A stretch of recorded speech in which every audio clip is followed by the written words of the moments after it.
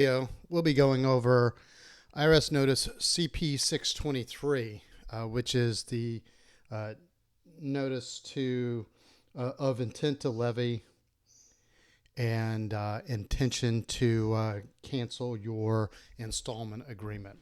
So before we begin, you'll notice that this version of the form is in Spanish. I apologize. That's the only version of CP623 that's available from the IRS website, which I use to go through these walkthrough videos. So if you bear with me, I actually downloaded this into a Word document that is easier for English speaking people to understand. If you are a native Spanish speaker, you can probably just read that notice and be fine. You'll notice that there's a little bit of formatting discrepancy here. I think it's something that we can work with, and we'll continue from this document that I translated. So bear with me for this. For the notices that end up being translated, I'll make this statement up front just so that you kind of understand the context. There's another video that we just produced, CP523, that's a very similar notice of intent to levy and cancel an installment agreement payment, or cancel intent to install your installment agreement. CP523 is very similar to this. When I was doing research, we could not find any significant differences. But what we're going to do is we're going to walk through this CP notice. We'll talk about some of the things that pop up, and if there are any discrepancies that I catch, I'll point them out. So with that, let's begin with the information at the upper right-hand corner.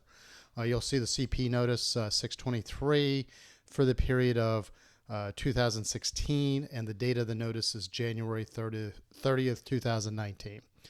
So I usually take the time to point out that everyone should pay attention to the date that's on any written IRS notice, usually because that's tied to, in this case, an action item that is very important to the taxpayer in this situation. So right down here it says, if you do not make the minimum payment, then we will cancel your installment agreement 30 days from this date. So pay attention to the date of notice. So in this case, that would be February 28th, 2019 would be the date that this taxpayer would have to make that minimum payment, which we'll get to in just a moment. Over here on the left-hand side is the taxpayer name, address fields. Again, formatting is a slight issue, but you kind of get the context. It would look something like this. The other thing that I always encourage people to do is keep your address up to date in the IRS records. So when you're filing your tax return, that's pretty straightforward. If you file a tax return and have a new address in your Form 1040, for example, from the prior year, then the IRS will automatically update your record with the new address. However, if you are changing addresses, mid-year or right after filing your tax return, the IRS won't get that information until you file your next tax return or until you notify them. And that could make a difference if you happen to be receiving IRS notices in the mail. So you can either call the IRS at the 800 number. This one is the generic 800 IRS number where you sit on hold for quite some time.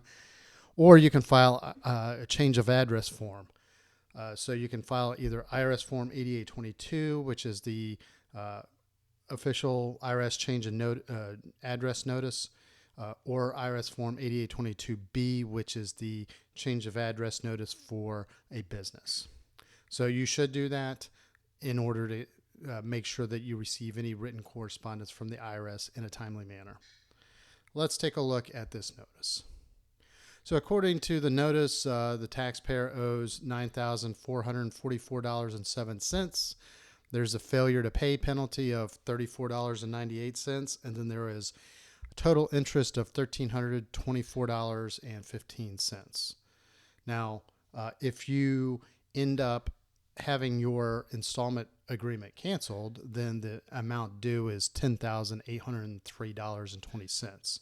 However, the amount that you would need to pay before that 30-day notice date just to keep your installment agreement in place would be $300. So if you pay $300, you keep your installment agreement. There probably are some other options that the IRS will discuss in this notice, so let's take a look at it. First and foremost, I did want to cover a basic difference between a tax lien and this intent to levy. So as part of the collections process, the IRS can either place a lien on property, like maybe your bank account, your house, for example. So that means that the IRS isn't going to take your house out from under you or seize assets from your bank account. But when they place a lien, they're notifying the bank that you owe them money, and the bank's probably going to not let you take money out of your account or while the lien is in place. Or if it's on a house, for example, then it would be much more difficult to refinance a mortgage, for example. So there are ways to go around that. You can make applications to the IRS to subordinate a lien, withdraw a lien, and have different options to remove a lien from a piece of property. But that would only be approved by the IRS if it's in their benefit. So, the lien itself doesn't actually take property away from you. It just says, hey, we're serious. You owe us some money and you need to keep paying us. The intent to levy happens further down in the collections process, where the IRS has said, hey, we've given you plenty of opportunities. Now we're going to actually start taking assets from you. So the IRS can levy from a variety of sources, and I think we're going to get to that in a couple of pages. So let's scoot down here. At the bottom of this is the payment voucher. So before we get to the options about what you can do, I'll briefly go over the payment. So if you chose to use the IRS website, you can go in, you can make a payment. You don't need to use this payment voucher. But if you chose to mail a payment to the IRS, you would make your check or money order payable to the United States Treasury. You would write your taxpayer ID number, the tax year, and the form number on your payment, on your check or your money order. And then you would send it to the address. Again, formatting issues, but this would be a little bit of a cleaner version. So to go back to the Spanish version, this is what you would look like, except it would be in English. So again, here it says intent to garnish, state tax refund, or other, cancel your payment plan to apply the benefits to your unpaid taxes. So if you agree with the outstanding amount and you're not working with an IRS representative, then you should pay the past due amount, or else you'll get your installment agreement canceled. And then once your appeal rights have been exhausted, the entire outstanding balance becomes due. So there are several payment options. If you agree with the assessment but you can't pay, then you should call the IRS so you can talk about your situation. If you've previously completed a financial statement, the IRS may ask you to update it on IRS Form 433-F. That's known as the Collection Information Statement. You may be able to modify your installment agreement, but if the IRS does accept it, then you would have to pay an additional fee on top of the fee that you paid to set up your installment plan. If you're a low-income taxpayer, then you may qualify for a reduced fee. So there's a form that you can complete that would allow you to determine if you meet the IRS criteria for low income taxpayer. That's an objective criteria, not a subjective criteria. And then if you do qualify, then you could complete that. So any forms that I mention in this video, we'll put links to articles and videos that we created in the show notes in case you need to do some further research. If you disagree, you can always call the 800 number, go over your account information. If you have access to your tax transcript, you should probably pull that up online so you have that in front of you as you review it with the the IRS representative. You can request an appeal. So there are a couple of forms, either a collection appeal program that you can request, which is on IRS Form 9423. There's also something known as the collection due process or equivalent hearing.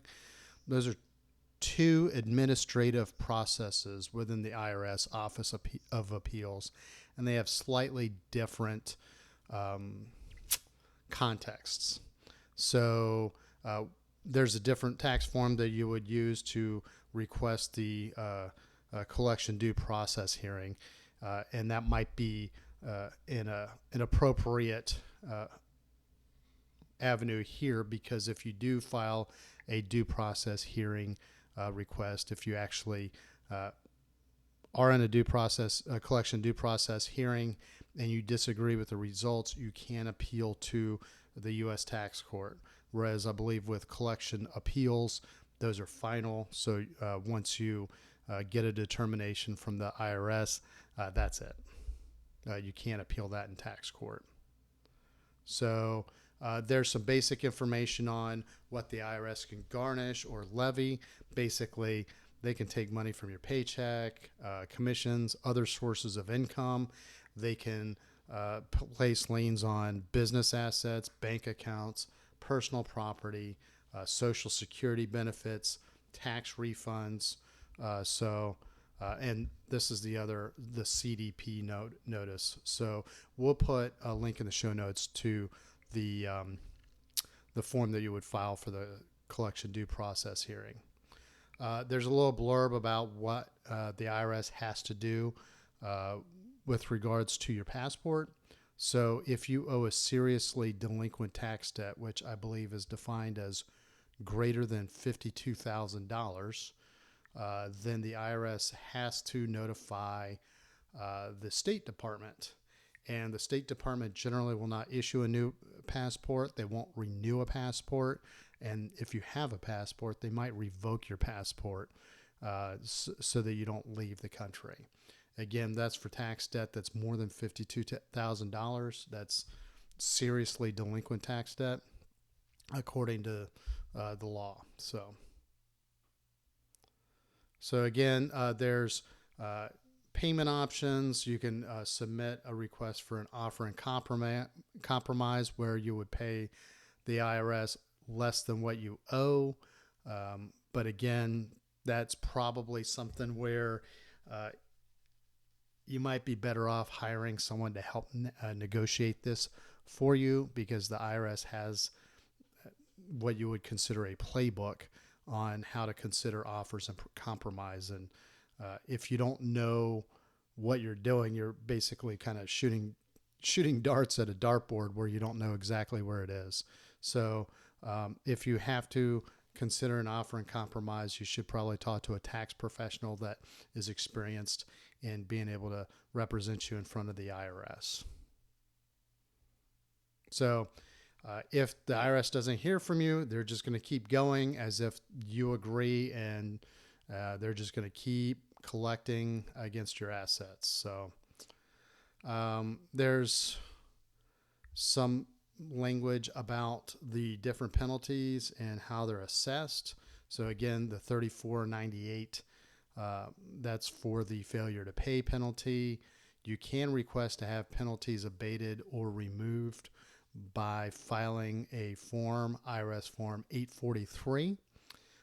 So you can request that abatement either for first time, reasonable cause, or IRS erroneous written advice, where you relied upon written advice that was completely incorrect. So let's see. Interest. So generally speaking, there's usually a breakdown of how interest is calculated, both on your outstanding tax liability as well as your penalties. If you get a penalty abated, then any interest that's associated with that penalty would also be recalculated and removed. In this case, you had $35 worth of penalties. There's probably not a whole lot of this interest that's associated with that tax penalty. So you might pay slightly less, but it's probably not the biggest. It's not the biggest driver of why this interest is $1,300. So there's more information on the IRS website. We'll navigate to that in just a moment. I just wanted to go through the rest of this to make sure we didn't miss anything. And so there are links to a couple of resources. I only wanted to point out the Taxpayer Advocate service and the low-income taxpayer clinics. So you can request assistance from either of those. Taxpayer Advocate generally can help people that are facing a hardship. Low-income taxpayers usually have to meet an IRS definition of low income in order to receive help from them. So, but there is a tax form that you can file to request help from the Taxpayer Advocate. We'll put that link in the show notes. So let me go back up so that we can go to this page. Oh, I might have to navigate it from the form itself. So hold on just a second.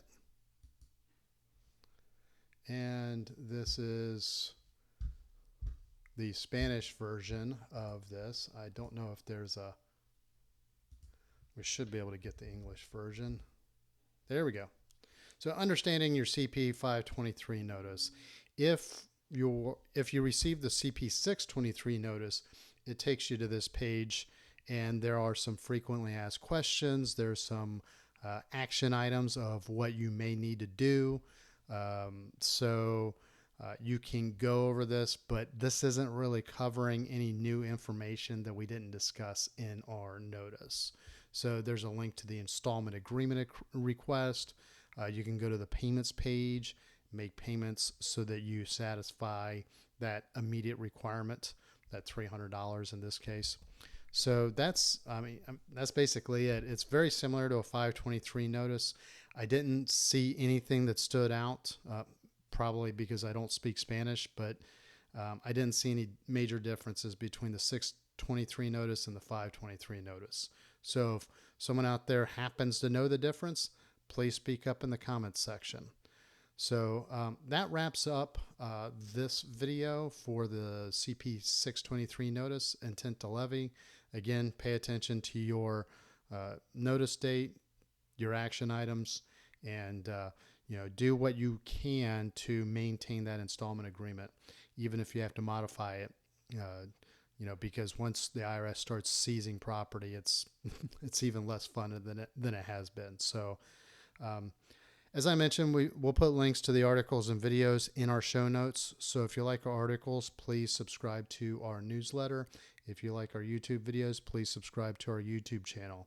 And if you have any comments, questions, or if there's something that I can put into a future video, please hit me up in the comments section.